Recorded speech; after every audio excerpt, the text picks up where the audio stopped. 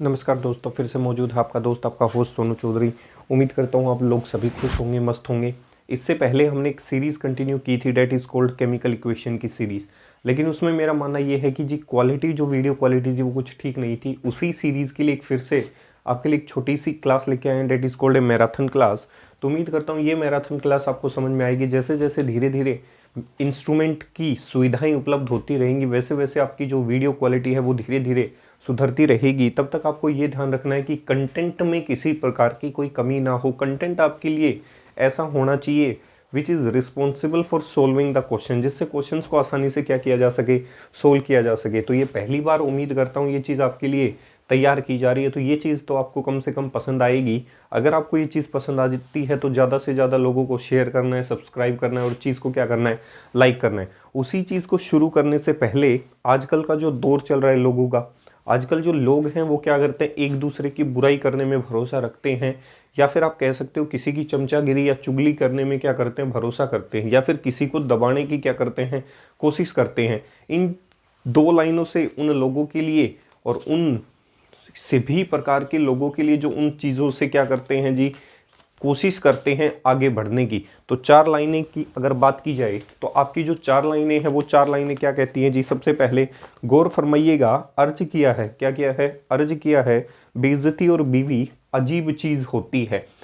अर्ज किया है, बेइज्जती और बीवी अजीब चीज़ होती हैं, अच्छी तभी लगती हैं जब दूसरों की होती हैं। तो आज का समय भी यही चल रहा है जी।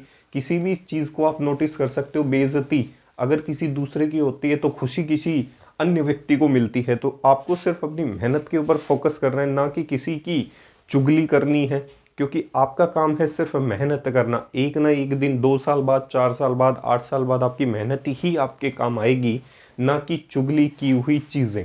तो उम्मीद करता हूँ लोग क्या कहते हैं आपके बारे में, इसके लिए आप बिल्कुल ना सोचें, क्योंकि ये चीज़ सोचने के लिए लोग आपके पास बहुत सारे मौजूद हैं कि आप क्या कर रहे हो। तो तब तक उस चीज़ को शुरू करने से पहले that is called a basic concept, सबसे बिल्कुल इंट्रोडक्शन से मैराथन क्लास करवाई जाएगी। That is called basic concept of chemistry. क्या कहता है जी, सबसे पहले कुछ एलिमेंट्स होते हैं, कुछ सिंबल होते हैं और कुछ उनके लैटिन नेम होते हैं। आपने 9th क्लास में पढ़ा होगा, हर एलिमेंट का एक इंडिविजुअल क्या होता है, सिंबल होता है। किसी भी एलिमेंट का सिंबल लिखने के लिए आपने 9th क्लास के अंदर या छोटी क्लासेस के अंदर पढ़ा होगा, उस एलिमेंट के इंडिविजुअल लेटर्स का क्या करते हैं, हम इस्तेमाल करते हैं। क्या तो उस इंडिविजुअल लेटर का जो सिंबल लिखते वक्त क्या तो उस इंडिविजुअल एलिमेंट का पहला लेटर इस्तेमाल कर लेते हैं।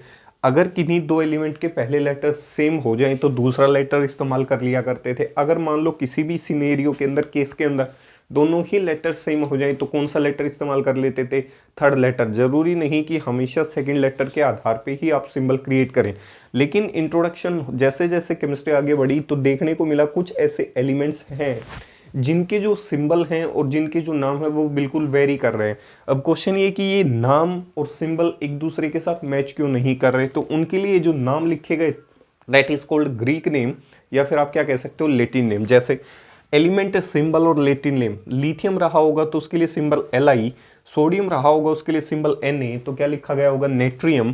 पोटाशियम जो रहा होगा उसके लिए कैलियम, रुबीडियम के लिए जो सिंबल रहा होगा Rb, सीजियम के लिए जो सिंबल रहा होगा डेट इज Cs। इन सभी मेटल्स को केमिस्ट्री में ग्रुप फर्स्ट एलिमेंट्स के नाम से जाना जाता है, या फिर इसे आप क्या कह सकते हो, अल्कली मेटल्स कह सकते हो। तो साथ साथ इन मेटल्स का आपको चार्ज भी पता होना चाहिए। जितनी भी ये मेटल लिखी हुई है आपके सामने ग्रुप फर्स्ट वाली, इन सभी के ऊपर चार्ज कितना मौजूद होता है, +1 चार्ज मौजूद होता है। कितना चार्ज मौजूद होता है, +1। तो उम्मीद करता हूँ ये चीज़ आपको क्लियर हो गई होगी। सीजियम एक ऐसी मेटल रही होगी जो लिक्विड अवस्था में क्या कर रही होगी, एग्जिस्ट कर रही होगी। इसी चीज को आगे बढ़ाते हुए डेट इज कोल्ड दूसरा, और क्या क्या सिंबल हो सकते हैं। आपका जो एलिमेंट रहा होगा डेट इज बेरिलियम। क्या रहा होगा भाई, बेरिलियम। उसका जो सिंबल रहा होगा डेट इज Be। जैसे जैसे किसी एलिमेंट का लेटिन नेम होगा तो आपको बता दिया जाएगा। बेरिलियम जो होता है उसके ऊपर जो चार्ज मौजूद होता है वो कितना मौजूद होता है, साथ साथ इनके चार्जेस भी आपको क्या होना चाहिए, पता होना चाहिए। बेरिलियम, इसके बाद होता है मैग्नीशियम। मैग्नीशियम का जो सिंबल होता है डेट इज Mg। इसके बाद बेरिलियम, मैग्नीशियम, कैल्शियम, कैल्शियम का जो सिंबल होता है वो Ca। इसके बाद स्ट्रोंशियम, इसके बाद बेरियम। इन सभी को आप क्या कह सकते हो, ग्रुप सेकंड एलिमेंट्स कह सकते हो। कौन से एलिमेंट्स कह सकते हो भाई, इनके ऊपर जो चार्जेस हैं, चार्जेस और बता देता हूँ साथ साथ, इनके ऊपर जो चार्जेस मौजूद रहे होंगे डेट इज +2 +2 +2 +2, और बेरियम पे भी चार्ज कितना रहा होगा, +2। ये इंपॉर्टेंट है और ये इंपॉर्टेंट है, क्योंकि देखने में और स्टडी करने में दोनों एक जैसे रीड हो रहे हैं, तो ऐसा ना हो कि कंफ्यूजन के चक्कर में आप इस चीज़ को क्या कर दें, गलत कर दें। तो उम्मीद करता हूँ ये इनके चार्जेस आपको क्या आए होंगे, समझ आए होंगे। जितने भी ये एलिमेंट लिखे हुए हैं इनको केमिस्ट्री में क्या कहा जाता है, अल्कलाइन अर्थ मेटल कहा जाता है। कौन सी मेटल्स कहा जाता है, अल्कलाइन अर्थ मेटल्स। ऐसी मेटल्स जो अर्थ क्रस्ट से आपको क्या कर रही होंगी, ऑब्टेन हो रही होंगी, और which is basic in nature. इनके जो कंपाउंड्स रहे होंगे वो बेसिक रहे होंगे, और इन्हें केमिस्ट्री में कौन से ग्रुप के नाम से जाना जाता है, ग्रुप नंबर सेकंड के नाम से जाना जाता है। अभी अभी मैंने ग्रुप फर्स्ट पढ़ाया था और अभी अभी मैंने आपको ग्रुप सेकंड पढ़ाया। ग्रुप फर्स्ट और ग्रुप सेकंड के जो एलिमेंट्स होते हैं, ग्रुप फर्स्ट और ग्रुप सेकंड के जो एलिमेंट्स मौजूद होते हैं, इनको कंबाइंड फॉर्म के अंदर किस नाम से जाना जाता है, एस ब्लॉक एलिमेंट्स के नाम से जाना जाता है। किसके नाम से जाना जाता है भाई, एस ब्लॉक एलिमेंट्स के नाम से जाना जाता है। तो उम्मीद करता हूँ ये चीज़ें आपको यहाँ तक क्लियर हो गई होंगी। तो इसी चीज़ को फिर से सीरीज़ को कंटिन्यू करने के लिए कुछ और मेटल्स बता देता हूँ, जिससे आपकी चीज़ें आसान हो जाएं, ताकि फॉर्मूले मेकिंग के अंदर किसी भी प्रकार की समस्या आपके देखने को ना मिले। एलिमेंट्स की बात कर लेते हैं, डेट इज़ एल्यूमिनियम, और एल्यूमिनियम का जो सिंबल होता है डेट इज़ क्या रहा होगा, Al, और उसके ऊपर जो चार्ज मौजूद रहा होगा वो कितना रहा होगा, +3। तो उम्मीद करता हूँ यहाँ तक आपको कुछ इंपॉर्टेंट और बेसिक मेटल्स के जो चार्जेस हैं वो आपको क्या हो गए होंगे, क्लियर हो गए होंगे। सही है, यहाँ तक उम्मीद करता हूँ कि ये कुछ बेसिक इंट्रोडक्शन है एलिमेंट्स के, जिसके आधार पे आप क्या कर सकते हो, चार्जेस को क्रिएट कर सकते हो। एलिमेंट की बात की जाए तो हाइड्रोजन, अब हाइड्रोजन जो है उसका सिंबल H होता है। अब क्वेश्चन ये कि हाइड्रोजन जो होता है उसके ऊपर 2 प्रकार के चार्जेस पाए जाते हैं। कितने प्रकार के चार्जेस पाए जाते हैं, 2 प्रकार के। अगर आपका जो हाइड्रोजन है वो किसी नॉन मेटल के साथ क्या बनाता है, कोई बॉन्ड बनाता है, कोई कंपाउंड बनाता है, जैसे hydrogen is a non metal, hydrogen क्या है भाई, नॉन मेटल है, और क्लोरीन भी क्या है, नॉन मेटल। अगर हाइड्रोजन नॉन मेटल्स के साथ, किसके साथ, नॉन मेटल्स के साथ अगर कोई कंपाउंड बनाता है, तो उस समय हाइड्रोजन पे जो चार्ज मौजूद होगा वो कितना होगा, हाइड्रोजन पे +1। अगर हाइड्रोजन नॉन मेटल्स के साथ कंपाउंड बनाता है तो हाइड्रोजन पे जो चार्ज मौजूद होगा डेट इज +1। अगर हाइड्रोजन फिर से नॉन मेटल है, अगर ये अपना कंपाउंड किसके साथ बना ले, लिथियम के साथ, दैट इज मेटल। अगर कोई नॉन मेटल, हाइड्रोजन जो है अगर नॉन मेटल होकर एक मेटल के साथ अगर अपना बॉन्ड बनाती है, तो इस समय जो हाइड्रोजन होगा, इस हाइड्रोजन पे चार्ज कितना मौजूद होगा, -1। तो उम्मीद करता हूँ ये चीज़ क्लियर हुई होगी। मोटी मोटी बात क्या है भाई, नॉन मेटल के साथ अगर हाइड्रोजन जुड़ा हुआ है तो हाइड्रोजन हमेशा +1 होगा। अगर मेटल के साथ हाइड्रोजन जुड़ा हुआ है तो हाइड्रोजन हमेशा क्या होगा, -1। तो इसका मतलब हाइड्रोजन के 2 प्रकार के चार्जेस मौजूद हो सकते हैं। हाइड्रोजन +1 भी हो सकता है और हाइड्रोजन -1 भी हो सकता है। क्या हो सकता है भाई, -1। दिखाएंगे कैसे, अगर ये +1 रहा होगा तो किस फॉर्म में एग्जिस्ट करेगा, H+। अगर ये -1 रहा होगा तो किस फॉर्म में एग्जिस्ट करेगा, H-। H- को केमिस्ट्री में कौन सी आयन कहा जाता है, हाइड्राइड आयन कहा जाता है। कौन सी आयन कहा जाता है भाई, हाइड्राइड आयन कहा जाता है। तो उम्मीद करता हूँ ये चीज़ें आपको यहाँ तक बखूबी क्लियर हो गई होंगी। इस चीज़ को फिर से आगे कंटिन्यू करने के लिए, ये तो कुछ ऐसे कंपोनेंट हैं जिनके चार्जेस, एलिमेंट्स के सिंबल, नाम प्लस आपको कुछ पता होने चाहिए। जैसे और भी बहुत सारे एलिमेंट्स हैं आपके सामने। मैं कहता हूँ बाइकार्बोनेट्स। क्या कहता हूँ भाई, बाइकार्बोनेट्स। सही है भाई, बाइकार्बोनेट की अगर बात की जाए तो उनका जो सिंबल रहा होगा डेट इज HCO3। इसके बाद इसके ऊपर जो चार्ज मौजूद रहा होगा डेट इज कोल्ड -1, कह सकता हूँ भाई। इसके बाद आपके कार्बोनेट्स मौजूद रहे होंगे। कार्बोनेट्स का जो सिंबल होता है उसे आप कह सकते हो CO3। इसके ऊपर जो चार्ज मौजूद होता है वो क्या होता है, -2। इसकी जो रिप्रेजेंटेशन करेंगे, क्या करेंगे भाई, रिप्रेजेंटेशन। तो रिप्रेजेंटेशन क्या कहती है, HCO3 माइनस, कार्बोनेट पे क्या रहा होगा, CO3 2 माइनस। तो उम्मीद करता हूँ ये चीज़ें यहाँ तक क्लियर हुई होंगी। ऐसे ही आपकी दूसरी चीज़ें होती हैं जैसे क्लोराइड, ऐसे ही क्या होता है ब्रोमाइड, ऐसे ही क्या होता है आयोडाइड, ऐसे ही क्या होता है फ्लोराइड। तो ये कुछ आयंस मौजूद होती हैं जिनके सिंबल प्लस चार्जेस आपको क्या होने चाहिए भाई, पता होने चाहिए। क्लोराइड की अगर बात की जाए तो क्लोराइड का सिंबल Cl, चार्ज -1, रिप्रेजेंटेशन क्या रही होगी Cl- रही होगी। इसके बाद ब्रोमाइड Br -1 और Br नेगेटिव रही होगी। इसके बाद आयोडाइड डेट इज I, इसके ऊपर चार्जेस -1, ये क्या रहा होगा I-1। ये रहा फ्लोराइड, फ्लोराइड का सिंबल F, इसके ऊपर चार्ज -1, रिप्रेजेंटेशन क्या रही होगी F नेगेटिव। तो उम्मीद करता हूँ यहाँ तक आपको चीज़ें धीरे धीरे चार्जेस के आधार पे क्लियर होती हुई जा रही होंगी।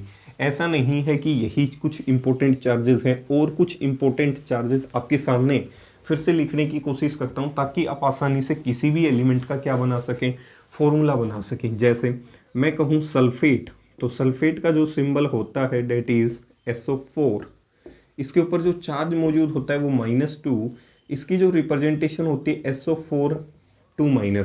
ऐसे मैं कहूँ सल्फाइड, सल्फाइड जो आयन होती है उसके सिंबल जो होता है वो होता है SO3, चार्ज होता है -2, निशान होगा SO3 2-। तो उम्मीद करता हूँ यहाँ तक ये चीज़ आपको क्या कर रही होगी, क्लियर हो रही होगी। इसके बाद हम लिखते हैं फोस्फेट। फोस्फेट का जो निशान होता है डेट इज कोल्ड PO4, और चार्ज कितना मौजूद रहा होगा -3, और निशान क्या रहा होगा PO4 3-। इसके बाद मैं कहूँ फोस्फाइड, फोस्फाइड का जो सिंबल होता है डेट इज P, चार्ज कितना मौजूद रहा होगा -3, दिखाते कैसे हैं P3 नेगेटिव। तो उम्मीद करता हूँ ये चीज़ें आपको धीरे धीरे चार्जेस के साथ क्या होती जा रही होंगी, क्लियर।